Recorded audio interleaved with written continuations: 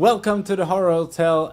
This series is about to bring conspiracies to light and talking about what is actually real, and YouTube is filled with untruthfulness. This series is about bringing the truth and the light to subjects often misused on YouTube. YouTube is a great platform to spread information, but it is also filled to the brim with lies and sometimes just plain fucking ignorance, and some spread these fake ideas around for views, other because they're ignorant or they don't know what they're spreading, ideas about, and some is just because they didn't do any research for it. But that is why I'm here. The amount of time I have spent going through these videos is a little bit embarrassing, to be fucking honest, because I watched a lot of them. So I decided to make something out of it, something productive out of it, and that evolved into this series.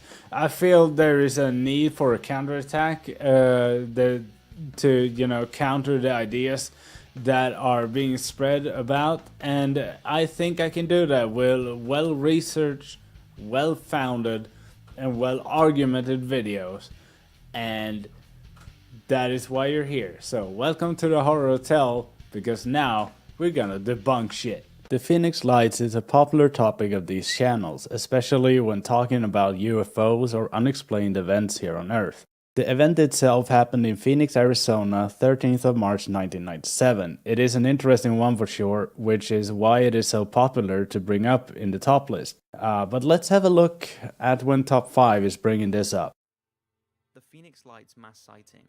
Now, someone asked me a while back, have I talked about the Phoenix Lights, and I couldn't believe I hadn't talked about them before, as they are one of the most compelling mass UFO sightings ever, and there is still a lot of mystery surrounding the lights that were spotted in the sky in Phoenix, Arizona on March the 13th, 1997.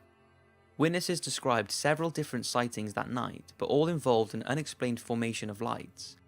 The US military have always maintained that the lights were flares dropped from their aircraft during a training exercise, but even the then state governor of Arizona, a pilot himself, admitted that he didn't think the flares would fly in formation, and that to him it didn't resemble any man-made object. There is a lot of footage out there of this incident because so many people witnessed it, but this is one of the clearest.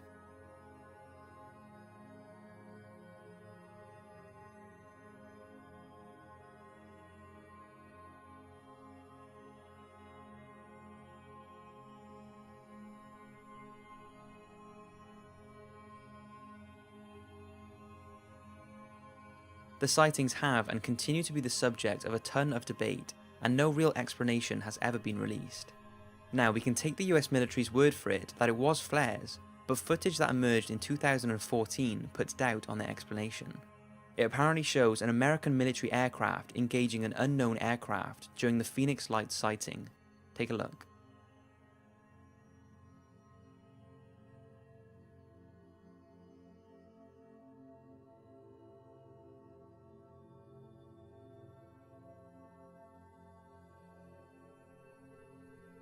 The footage was obtained by US investigative journalist David Collins, and maybe it proves that there's far more to the Phoenix Lights than the US military wants to admit. What do you think?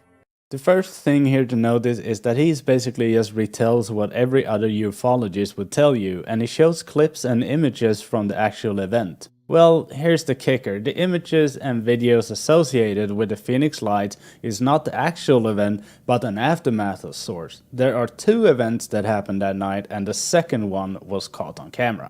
This is the thing they will never really tell you, because if you knew that, you would ask far more questions about how legit the actual event really is. But to make some things clear from the start, it did happen, but what was it? The Phoenix Lights themselves was never filmed, but the aftermath was, yet it is described just as the pictures that have been taken. How can that be? Well, it is pretty simple if you look at it, and I imagine it being really spectacular for an untrained or unwilling eye, but this is a standard military flight formation. The pictures that are taken of the second event is actually flares from military planes. I know this can be a bit hard to believe. It feels a little bit like cheating here, but it is actually just as simple as that. In Phoenix, Arizona, there is a base for the US Air Force, Lucas Air Force Base, and sometimes they do include flares on takeoff. It is nothing more than that, but that is not really as exciting now, is it?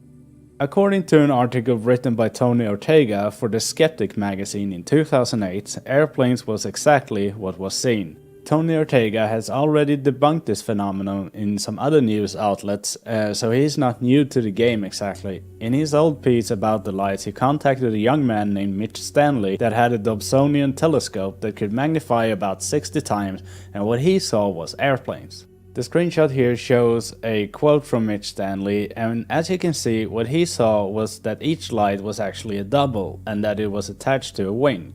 What he couldn't determine, however, is what type of airplanes they were, as he was not familiar with the model, but they were definitely airplanes.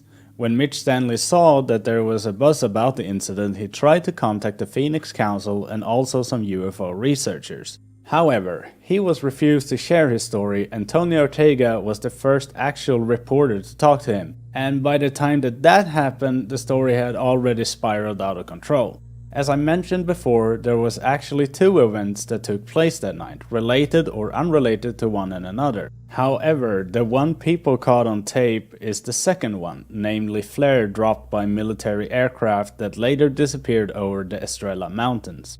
And with that, I think we basically have covered the Phoenix Lights pretty good. Do you agree or do you disagree with this? Mention it down in the comments.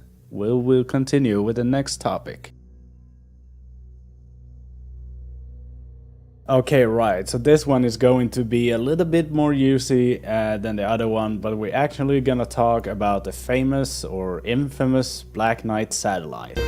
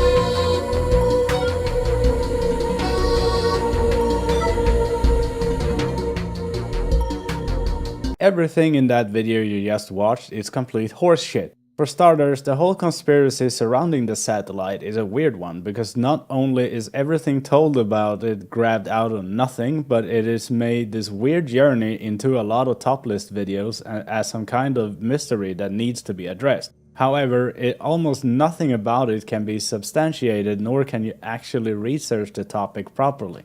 Everything seems to be grabbed out of thin air and out of nothing. I wish I was somewhat joking, but there is a ton of documentaries or lengthy videos on this subject on YouTube.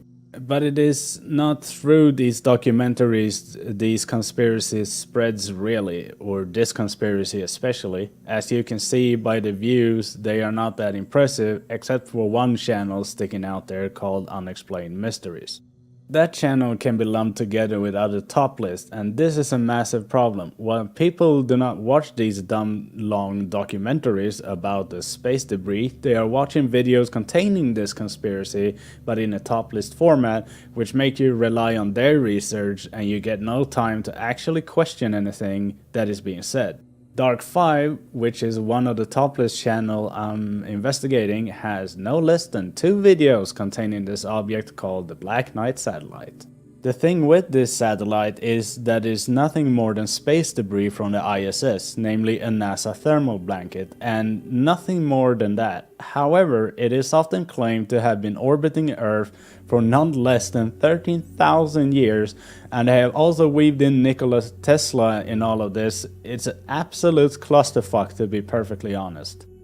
I will provide a video that finally solved this question and a news article containing the same evidence so that you can double check this a bit further, but let's dive into the myth and how it is being told to the public through YouTube and other websites. So, with a simple Google, I found this website called Ancient Code in order to find a nice list of claims surrounding this object, and I was not disappointed, to say at least.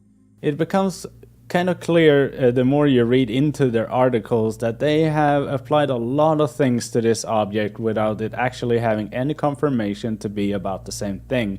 Let me give you some examples. Here they claim, according to monitoring agencies around the world, you know, the ones that also wants to cover up these things, the Black Knight has been transmitting radio signals for over 50 years now. This claim seems to come from some newspaper articles that are talking about a possible dark satellite in orbit, a satellite that NASA thought might have been a Soviet spy satellite, and here are the newspaper articles. This does, however, not really mention the Black Knight satellite at all, and it also seems like the legend of this object just grew retroactively. Whenever someone could find something that could even remotely address the Black Knight, it was just added into the mix of the story. Like how Nikola Tesla radio testing resulted in that he caught some signals from something orbiting Earth. Was it the Black Knight? Probably not, but it is now according to the believers of this theory. But this is not the most outrageous claim they make about the satellite. The prize goes to this absolute absurd claim. According to the decoded message, the Black Knight satellite originated from the Epsilon Beta star system 13,000 years ago. And this claim comes from 1973, when researcher Duncan Lunan allegedly said that Norwegian scientists' data from 1928 somehow translated into this. But Mr. Lunan has later stated that he has never said anything like that and that the noises was something else entirely. This rebuttal comes from a site called Angry Ufologist, who seems to be a person that believes in UFOs and certain things, but calls out to his audience for people to stop referring to the Black Knight satellite since it's just bogus. I would like to give you better sources than this, but the claims are taken out of context and most of the claims surrounding the objects cannot be substantiated other than it actually is a NASA thermal blanket dropped in 1998 by the ISS. So, to sum this up briefly, the Black Knight is not 13,000 years old. That comes from a falsified statement that never happened.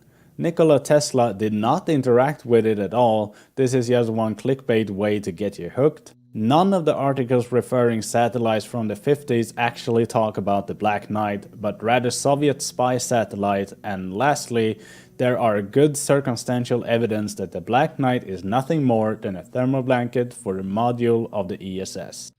Thank you everyone for watching this video. I hope you really liked it. If you did, leave a like and subscribe to my channel. Also go to my Twitch and to my Twitter and maybe even my Patreon if you like that. Until next time, have a good one.